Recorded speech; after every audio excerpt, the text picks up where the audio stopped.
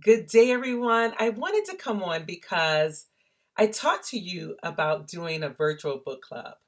I was trying to figure out something else I could do instead of doing my normal weekly reflection questions, which allow you to answer questions and reflect on your life.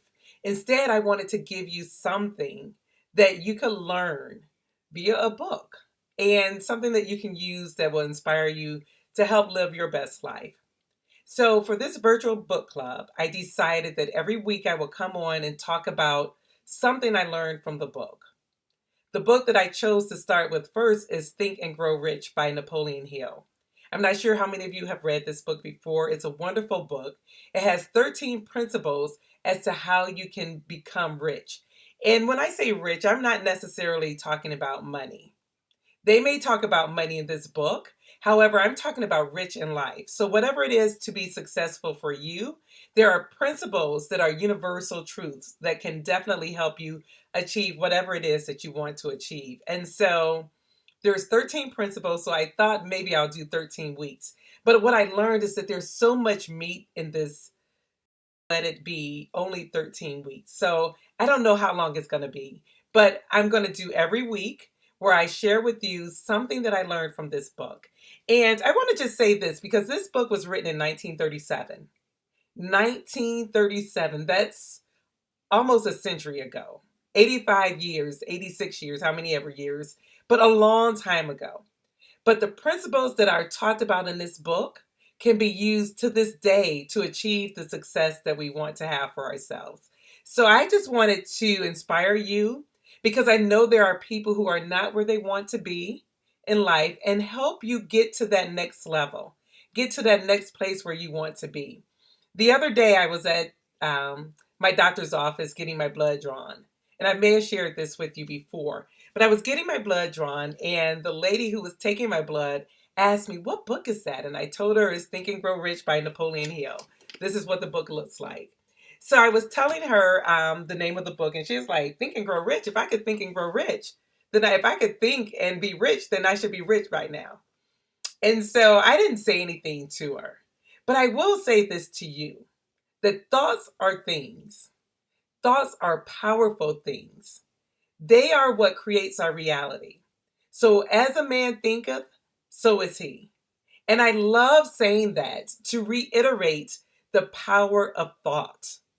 I think we take for granted the thoughts that we have that come across our minds. And so I just want to share with you to be mindful of the things that you think about, the things that you allow into your headspace, right? So, this is why we need to let go of the negative stuff and focus on things that are positive and let those things saturate in our minds. But anyway, going back to this book, because I was trying to figure out how to break this down. I take notes when I read books, I highlight and I take notes. But I wanted to figure out how I could best give you this information. So I did jot some things down. And one of the things that I would say about this book, because Napoleon Hill wrote this book based on some findings he had come up with because Andrew Carnegie challenged him. He challenged him to find out what the secret to success was. So he gave him access to 500 of his friends who were also successful and asked him to find out what is it that makes people successful. And these weren't people who came from money. These people started with nothing and they ended up with a whole lot of something. So he went and interviewed these people to find out what it is that actually made them successful and helped them become what it was that they wanted to become and have whatever it is they wanted to have. So, one of the stories that he talked about was the story about Edwin Barnes, I believe his name is, and I guess I could just open the book and look. But it was a book about him, or a story about him, and how he wanted to become a business owner or business partner with Thomas Edison. So we all know who Thomas Edison is, and he was this inventor. And this man said, "I want to be his business partner."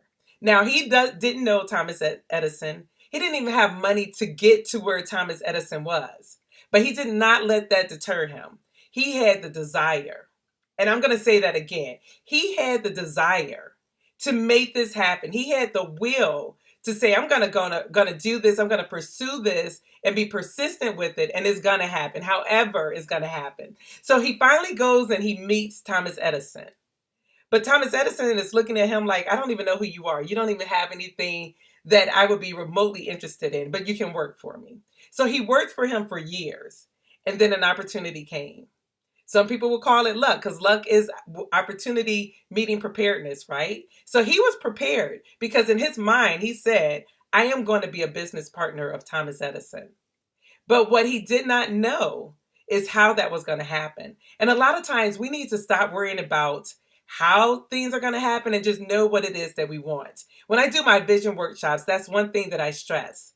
Have a vision. Know what it is that you want, where it is you want to go. Put the how on hold. Don't worry about that. Just know that it will become available to you. So this guy who had been with Thomas Edison for 5 years working for him, all of a sudden Thomas Edison comes up with this new invention. And when he does, no one's believing in it. No one's selling it like he wants them to sell it. So here goes this Edwin guy, and he says, I'll do this. I believe in what you have, and I will go sell it. And that he did. And he sold this thing and sold it so well that Thomas Edison made him a business partner. Go figure. All because this guy said, this is what I want, and I'm going to do whatever it takes so that I can make it happen. That was the burning desire that was inside of him. And he kept being persistent, not letting anything deter him from what it was that he was trying to accomplish. So I share that with you because I want to say to you, whatever it is that you desire, whatever you want for your life, do not let anything deter you from that until you achieve it. He also talked about the story of 3 feet from gold. I don't know how many of you have seen the meme that has gone through Facebook and Twitter, but it's a picture of a guy mining for gold, and he's 3 feet away, but he doesn't recognize that he's 3 feet away because he can't tell that the gold is 3 feet on the other side, right? But this guy was mining for gold. He had bought the equipment. He was following the gold veins, mining, made a lot of money. All of a sudden, he got to a place where no more gold.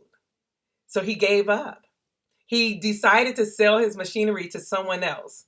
And this person go find someone who knows about gold and the vault lines and the veins of gold and how it works. What this first guy didn't know is that there was a fault line there that caused the gold to go a different way.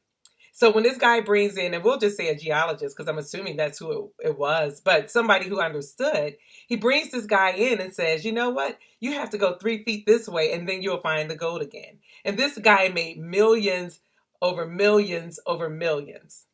But I say that to you because the first guy who had gave up too soon learned from that lesson. He learned not to give up just because something gets in the way. Continue to be persistent. There are things that's going to come up as we try to achieve our goal that may deter us. And I'm sure there have been times where you've had that in your life where you just gave up because something seemed to be a block or obstacle in the way and you can't see your way through it. But don't give up because of that. And let me see if there's anything else I want to share. I'm talking off the top of my head as far as what I remember, but I did, as I said, take notes for this because I want to make sure I give you some things. And this is just from the introduction of the book. So I haven't even gotten to chapter 1. So I will have to get to that at another time. But I really just wanted to make sure that you understood that the first thing in being successful is knowing what it is that you want and not taking no for an answer. I remember someone told me when I decided to release my job that you have to be willing to sacrifice whatever you need to in order to achieve what you want. Are you willing to do that? Are you willing to give up something to have what you want? A couple of weeks ago, I went to the NABO National Conference. NABO is the National Association of Women Business Owners. And so Elizabeth Gilbert was one of the speakers. And she talked about how she had made this lady that lived in the building with her mentor. The lady didn't know she was her mentor, but every time Elizabeth saw that person, she would say something to her, telling her about what she wants to do, what she wants to achieve, and what's going on in her life. So the lady said, when are you going to stop? Wait, what are you willing to do so that you can stop pretending to be what you want to be? I'm messing it up because that's not how it went, but it was something like that. But what she was really saying, and I wish I had the quote with me. If I'd have known that I was going to bring this up, I would have had it. But what she was pretty much saying that you're pretending you want to be a writer. You keep telling me you want to be a writer, but you're not willing to give up anything to be a writer. You're telling me about how you're going to take a week-long trip with your friends, yet you don't have a book written. So she told Elizabeth, you're not going with your friends on that week-long trip. They're going to go. They're going to have an amazing time. They're going to come back and tell you about it. They'll show you the pictures. But you, if you want to be a writer, then you need to spend this week writing. And so again, I ask you, what are you willing to sacrifice to get what it is that you want to have? What do you need to give up? Is it Facebook? Is it TV? Is it sleep? Like, what is it that you need to sacrifice so that you can have the life that you desire and achieve the goals that you want to achieve? So I'm going to leave and stop at that because we are now past the 10-minute mark. And I want to make sure that I don't give you too much, because if I do that, it's just everything will just become muddied. And I want to make sure that that I give you things that you can think about for the next week. But I really do hope that maybe, just maybe, you'll get the book and you'll follow along with me or read it for yourself. Because it's something about when you change the way you think. There's a book by James Allen, As a Man Thinketh. That book is 37, 50 pages. I don't know. It's little. But it is really just about how if you change your thoughts, you can change your life. So if you're ready for change, if you want to have something you have not experienced yet, change the way you think about it. So that's it for this week. I will see you all next week. I apologize for being a day behind. As I told you yesterday, I ended up having to spend time with family and friends, and then I went to the movies, but I am back. And I am committed to doing this every week because I really want to share with you things that I learned. And depending on how it goes with this book, I may do another book, but I really think that this is a powerful one. As you can tell, it's been around since 1937. It still sells since 1937. People are still using this book because it has truth in it. Now, the thing is if you recognize what the truths are, and I tell you this because I am reading the book, right? I'm reading the book and I'm giving you my interpretation of the book. Now, if you read the book, you may get something else different. So that's why I think it's important for you to read along with me. But if you don't, you can still get some nuggets that can help you live the best life that you want to live. So with that being said, I love you all. And until next week, I will see you later. Bye-bye.